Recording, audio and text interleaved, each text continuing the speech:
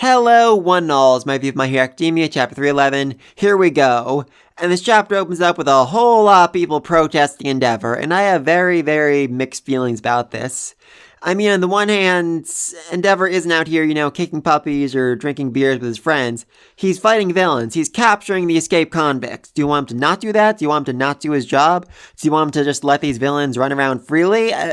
Plus, we're in the middle of a freaking apocalyptic scenario right here, and you're using your time and energy to protest someone who's trying to help. Couldn't you have used that time to, I don't know, go volunteer at a homeless shelter or food shelter? I'm sure there are jobs that need to be done. People need to be taken care of and protected and looked after, and instead you're just getting angry at the guy who's actually trying to help you.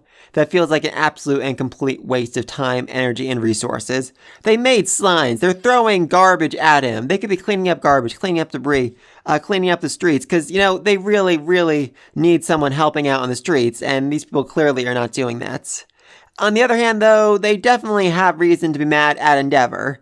I mean, if he hadn't been such an awful father and hadn't been so obsessed with trying to be All Might, trying to become the new number one, trying to make his kids into new number one, then there wouldn't be Dabi, and if there wasn't Dabi, then Shigaraki probably would have lost the big battle in the middle of the city, and, then the villains wouldn't have escaped. So, yeah, they definitely have reason to be mad. Oh, also, there's the fact that they know that Endeavor is still keeping secrets. The whole truth about the one that Shigaraki is after, he's not telling them about that, which means there's something he's not telling them, probably something awful he did that he's trying to keep from them, so they can't trust him at all. Mixed feelings. They have a right to be angry, but this just seems like the absolute worst way to, make any sort of change whatsoever and make the world a better place when the world really, really needs some heroes. And not even just superheroes, just regular heroes, regular people, going out and helping one another. That's not what they're doing at all. Anyway, then they're in the car, and Endeavor is super depressed about all this, which, oh, that's funny. That's another thing I'm actually kind of happy about. I mean, I do feel like this is needed. I do feel like this is a necessary step for Endeavor, to redeem himself, to become a better person, to face these flames of hatred, to face the anger and disgust of the people, and just, keep going forward, keep pushing himself, keep being a hero. By doing that, he'll be able to essentially redeem himself, which is what I've been hoping for even before the Dabi reveal. Well, we all kind of knew the whole Dabi reveal was coming, but I was hoping that once it did happen, this exactly would happen, The people would hate him, the people would be disgusted by him, and he would keep fighting, keep being a hero, and in doing so, he would actually become a true hero, more so than he's ever been in the past. But anyway, then they start talking about All For One. Definitely seems like his big plan is, to steal Shigaraki's body. Also, apparently, they still have the doctor in custody, which is interesting. I would have assumed that All For One would be, super gung-ho to get the doctor out of custody and bring him into safety. He would need him to, finish completing Shigaraki's body, but I guess not, so curious. I mean, what exactly has the doctor told them? What information have they gotten from the doctor? Have they found a way to, fix Korigiri to make him human again, to undo the brainwashing? I'm very, very curious about that. But they also realize it's very, very strange that All For One needs Shigaraki's rage to steal One For All. I mean, why would that be the case? Wouldn't he have enough raw anger and emotion after decades, centuries of this war to do it himself? But that doesn't actually seem to be the case. And Hawks even says, think about it, that guy never stops smiling, right? And it is true, we've never really seen any strong emotions coming out of All For One besides amusement. Endeavor even goes as far as to say there's something missing in his soul, huh? And a lot of people online are like, oh yeah, he's a sociopath, we all knew that, and they're moving on, but I definitely think there's more to it than that. I mean, it's been established time and time again that quirks are basically souls. They contain a person's emotions, personality, their memories, everything about them. And, Deku currently has 6, 7, 8 people in his soul right now, but they're all on fairly good terms, so no worries. But what if they weren't? What if, one of them was evil or crazy and wanted to hurt Deku, was angry at Deku and started attacking him from inside? What kind of damage do you think that would do to Deku? What would that turn him into? And now imagine, All For One, the same thing happened to him. The first time he stole a quirk, maybe it was an accident, maybe it was in self-defense, maybe he did it to save his little brother. And before that, he was actually, a fairly normal, decent, ordinary human being. But afterwards, after the first quirk he stole started attacking his own soul, then he grabbed another one, and another one, and another one, and over time, they just ate away at him. They destroyed something inside of him. They killed part of his soul, and as a result, he's just become more and more evil, more and more crazy throughout the years. And because of that, he doesn't have the raw emotions, the power associated with that needed to steal One For All, because he's incapable of feeling those emotions, incapable of, expressing that kind of feelings, that kind of rage, that kind of anger, anything like that.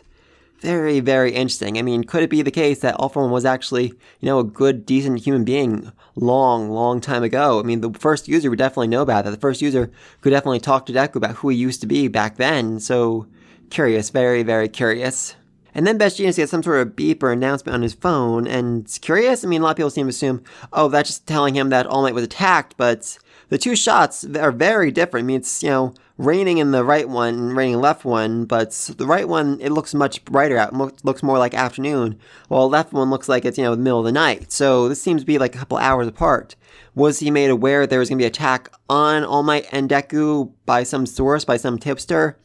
And, he's making plans, he's already made arrangements to protect All Might, or something else? Is it him being, dragged away, him being called out to another scene further away, so he won't be actually able to come and save All Might from this villain who's throwing bombs? And seriously, who's throwing bombs at All Might? I mean, I really racked my brain. I can't really remember anyone in the series who's relying on, handmade, physical, actual metallic bombs. So really, really curious. Also, what kind of damage does this do to All Might's car? I mean, it looks like a freaking Batmobile. I'm going to assume it's, at least somewhat bomb-proof, but that was a fairly big explosion right there. It probably did at least some damage. At least, took out his tires, had him skid to the side of the road. And just really is the question, what's going to happen next to All Might? Is he going to be attacked by the villains as well? Is he going to be kidnapped? I mean, I have an idea, a really, really crazy idea, but I don't think, Best Genius, Hawks, and Endeavor are going to come in and save the day here. I think Stain will. I think Stain is going to show up and save All Might from whatever villain is targeting him right now, and I would so freaking love it. I mean, I know it seems unlikely, but Stain, he's always admired All Might. He's always viewed him as the one true hero, and he was never really a bad guy. I mean, yes, he was a hero killer, but he did it because he thought it was going to, make the world a better place by getting rid of all these fake heroes. Now that he's free of Tartarus, now that he sees basically Japan has gone to complete and utter heck, and, there are escaped criminals running all around trying to murder innocent people, I don't think he's going to be a big fan of that. I think he's actually might, start targeting those villains, start targeting those escaped convicts and putting them down. Him, essentially, I wouldn't necessarily say becoming a hero, but becoming a vigilante? I mean, he did start off as a vigilante going after criminals, so maybe that's what he's going to go back to now, and saving All Might, saving his hero would make a lot of sense, and I would so love to see that. Actually, didn't All Might have a meeting with Stain? I mean, a long, long time ago, before we had that flash forward, right before the attack on the hospital and the mansion, Aizawa told All Might that his meeting with Stain would be delayed, so did All Might visit Stain in Tartarus? I'm actually really curious about that. Maybe they bonded a little, and now Stain's gonna come in and save the day. I mean, I know it's a crazy idea, but I really do think it could work. I really do want to see Stain essentially join the hero side for this, final arc, essentially. Along with, Rappa, Korgiri, Labrava, Gentle, a whole bunch of villains I want to see join the hero side and, basically just form a Suicide Squad. Oh, that'd be amazing. That'd be so amazing. But anyway, then back to Deku. His phone gets shot out of his hand by a bullet with a speaker on it, which is interesting. Very, very interesting. I mean, when I first saw this, I assumed, oh, this one was really close, but it seems like she's several hundred feet away from him and has an accuracy that can only be described as utterly and completely terrifying.